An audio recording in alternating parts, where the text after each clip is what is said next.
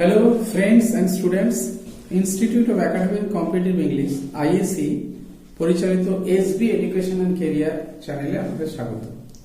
কথা মতো এটি আমার তৃতীয় ভিডিও এবং এতে আমি ধারাবাহিকভাবে ডেসক্রিপটিভ ইংলিশ শেখানোর তৃতীয় স্টেজ অর্থাৎ টেন্সটা শুরু করব। টেন্স আমাদের কাছে অত্যন্ত পরিচিত এবং ডেসক্রিপটিভ লেখার ক্ষেত্রে প্রত্যেকেরই অল্প বিস্তর জ্ঞান আছে, কিন্তু ক্লিয়ারলি টেন্স সম্পর্কে ধারণা না থাকলে পরবর্তী ক্ষেত্রে ঠিক বাক্য লেখা এবং সেন্টেন্স তৈরি করার ক্ষেত্রে অসুবিধা থাকবে। তাই টেন্স সম্পর্কে আমাদের ক্লিয়ার কনসেপ্ট থাকা প্রয়োজন। আজকে আমি টেন্স শেখাবো।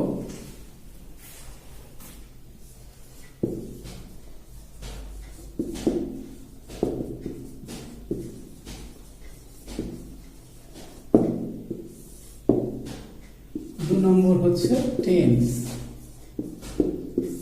তো আমরা জানি সাধারণত টেন্স তিন প্রকার: present, past, future. Present, past, future. তো প্রত্যেকটা টেন্সের আবার চারটি করে ভাগ আছে।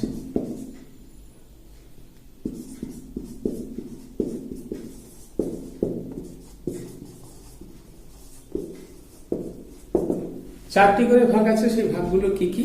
সেই ভাগগুলো হচ্ছে present indefinite, present continuous, present perfect, present perfect continuous. প্রত্যেকটা টেন্সের ভাগ আছে, কিন্তু আমাদের বোঝার জন্য, প্রত্যেকটা টেন্সকে সুবিধাজনকভাবে বোঝার জন্য এবং ক্লিয়ারলি কনসেপ্ট থাকার জন্য আমরা প্রত্যেকটা টেন্স আলাদা আলাদাভাবে আলোচনা করব।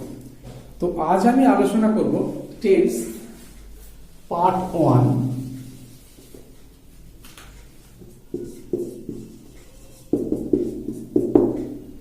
Present indefinite tense.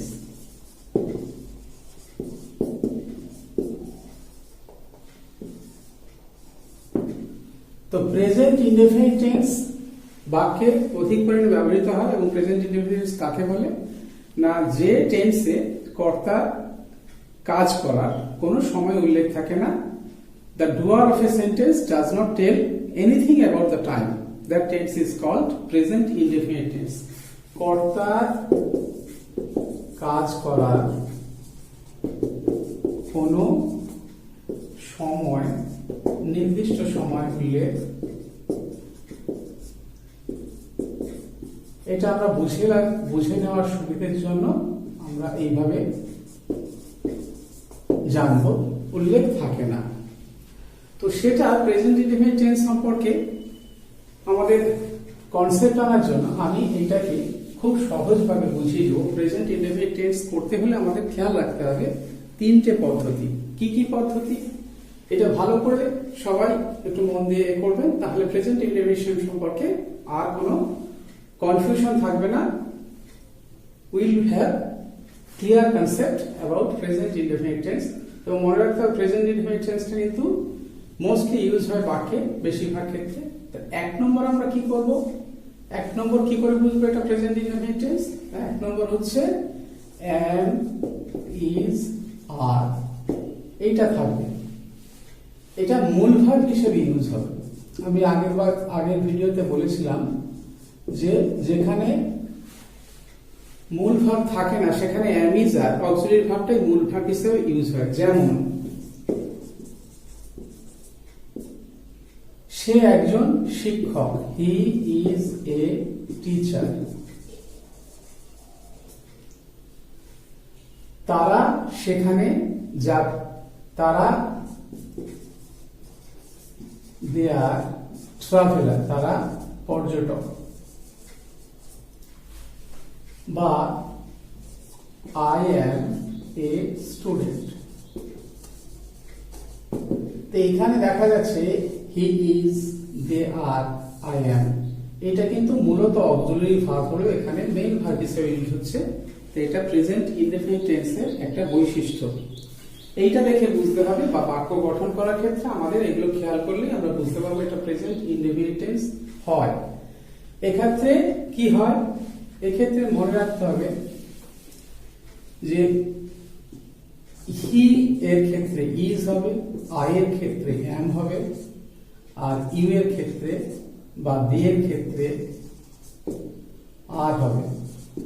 পার্সন অনুযায়ী আমি, আমরা, পার্সন অনুযায়ী কি করে হয়? দা, আমি, আমরা, এটা ফার্স্ট পার্সন, তাহলে আই এম, উই আর হবে।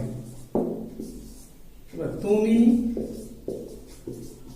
তোমরা, এটা সেকেন্ড পার্সন,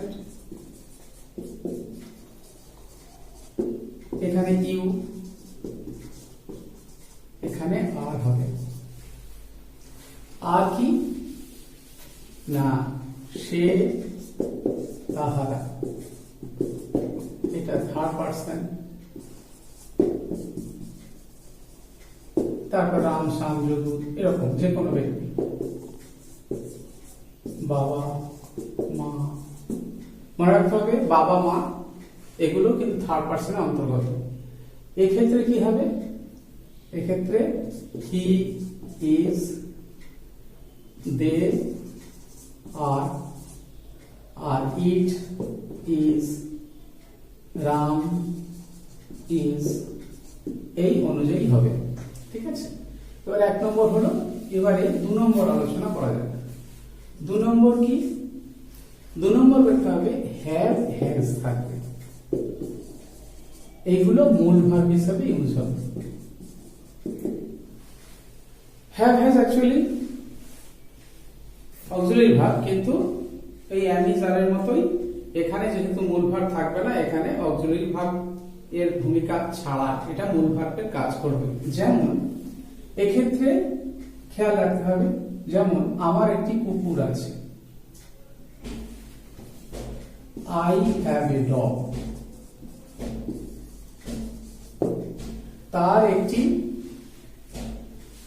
পেন আছে, হি হ্যাজ এ পেন। তাহলে এখানে খেয়াল রাখতে হবে আমি, আমরা, তুমি, তোমরা সবার ক্ষেত্রেই কিন্তু হ্যাভ হবে। তাহলে আমরা বুঝবো কি করে? এই হ্যাভ এবং হ্যাজ অনলি যেখানে থাকবে সেটা হচ্ছে প্রেজেন্ট ইনডেফিনিট টেন্স। সেকেন্ড বোঝার নিয়ম, দ্বিতীয় বোঝার নিয়ম। এবার এই হ্যাভ হ্যাজ কোথায় হবে? আই হ্যাভ, ইউ হ্যাভ, সমস্ত ক্ষেত্রেই দে হ্যাভ হবে, সমস্ত পার্সনের ক্ষেত্রেই। কিন্তু খেয়াল রাখতে হবে যে থার্ড পার্সন সিঙ্গুলার নাম্বার থাকলে, যেখানে third person singular number, third person singular number,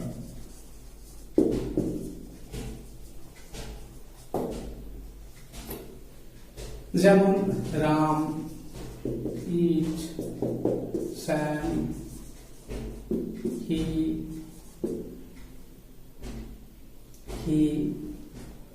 father,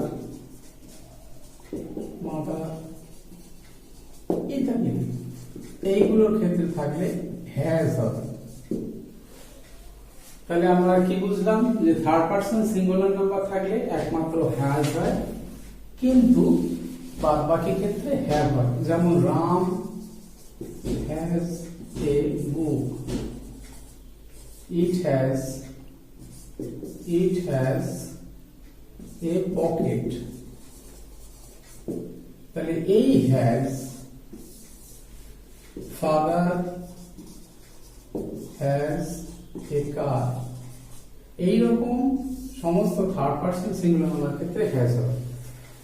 আর 3 নম্বর নিয়মটা কি? আর 3 নম্বর নিয়মটা হচ্ছে মূল ভার্ব। 3 নম্বর নিয়ম মূল ভার্ব। এই তিনটে কিন্তু খুব ভালোভাবে মনে রাখলে ইনডেফিনিট টেন্সটা ক্লিয়ার হয়ে যাবে। মূল ভার্ব বা প্রিন্সিপাল ভার্ব। প্রিন্সিপাল ভার্ব কাকে বলে? না, যে ভার্বটা নিজেই সম্পূর্ণ বাক্যটা কমপ্লিট করতে পারে, নিজেই বাক্য সম্পূর্ণ করতে পারে।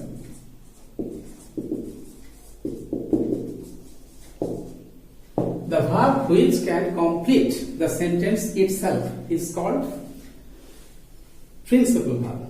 Okay, যেমন ভাগগুলো কি ডু, ইট, রাইট, এইগুলো নিজে নিজে একটা করে বাক্য। আমি যদি কাউকে বলি ডু, তার মানে ইউ ডু ইট, এটা উৎস থাকে ইউ এবং ইটটা, তার মানে এটা হচ্ছে মূল ভাগ, নিজে নিজে একটা বাক্য হতে পারে। এই ভাগগুলো দিয়ে তাহলে বলা যেতে পারে ইট, টেক, প্লেস ইত্যাদি, এগুলো হচ্ছে মূল ভাগ। আচ্ছা, এবার এই মূল ভাগগুলোর ক্ষেত্রে কি হবে? মূল ভাগগুলোর ক্ষেত্রে কি করে আমি বাক্য তৈরি করব? এখানে পার্সন অনুযায়ী প্রত্যেকের সাথেই একইভাবে কর্তা, নিয়মটা হচ্ছে কর্তা প্লাস মূল ভাগ, তারপরে অবজেক্ট। তো এই কর্তা মূল ভাগ, যেমন আই, ডু, ইট হয়ে গেল একটা বাক্য, এই দুটা মূল ভাগ। কিন্তু খেয়াল রাখতে হবে সবার ক্ষেত্রে হবে দে গো টু স্কুল, এখানে মূল ভাগ, অর্থাৎ শুধু মূল ভাগ। তাহলে 1 নম্বর বুঝলাম, 2 নম্বর বুঝলাম, 3 নম্বর বুঝলাম। এখানে একটা বিশেষ করে মনে রাখতে হবে, কর্তা যদি আবার থার্ড পারসন সিঙ্গুলার নাম্বার হয়, আগেই বলে দিচ্ছি কোনগুলো থার্ড পারসন সিঙ্গুলার নাম্বার হয়, তাহলে সেক্ষেত্রে কি হবে না, ভার্বের শেষে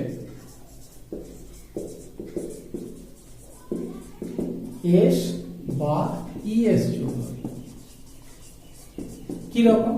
যেমন হি, আই ডু, কিন্তু হি ডাজ।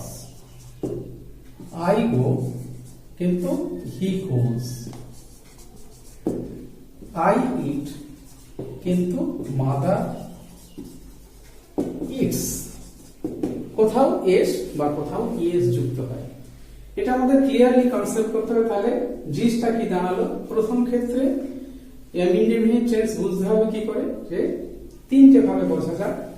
কর্তা অনুযায়ী এম ইজ আর দিয়ে, আর 2 নম্বর হচ্ছে হ্যাভ হ্যাজ দিয়ে, 3 নম্বর হচ্ছে মূল ভাগ। এবং মূল ভাগের ক্ষেত্রে এস বাই এস কোথায় যোগ হয় তাও ক্লিয়ারলি বুঝলাম। তো বাক্য গঠন করার ক্ষেত্রে পরবর্তী ক্ষেত্রে ডেসক্রিপটিভ ইংলিশ, স্পোকেন ইংলিশ বা রিটেন ইংলিশ, যে কোনো ইংলিশ শেখার ক্ষেত্রে এই ডেসক্রিপটিভ ইংলিশটা জন্য এই টেন্সটা জরুরি এবং টেন্সের ইনডেফিনিট টেন্সটা ক্লিয়ারলি বুঝতে হবে।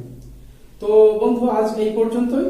আমার ভিডিওটা যদি ভালো লাগে অবশ্যই শেয়ার করবেন, লাইক করবেন এবং কমেন্ট করবেন, এবং এটাকে পরবর্তী স্তরে পাওয়ার জন্য পরবর্তী সাবস্ক্রাইব অবশ্যই করবেন, যাতে পরবর্তী স্তরে আমি পরের টেন্স ওয়াইজ, তারপরে প্রিপোজিশন 1 বাই 1, ধাপ বাই ধাপ